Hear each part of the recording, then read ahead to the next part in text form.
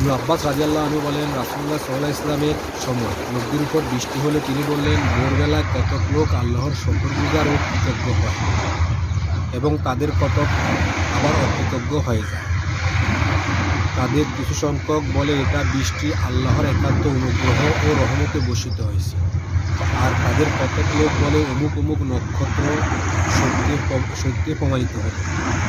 বর্ণনাকারী বলেন, এর পরিপ্রেক্ষিতে এই আয়াত নাযিল হলো, না, আমি শপথ করছি তারকাসমূহের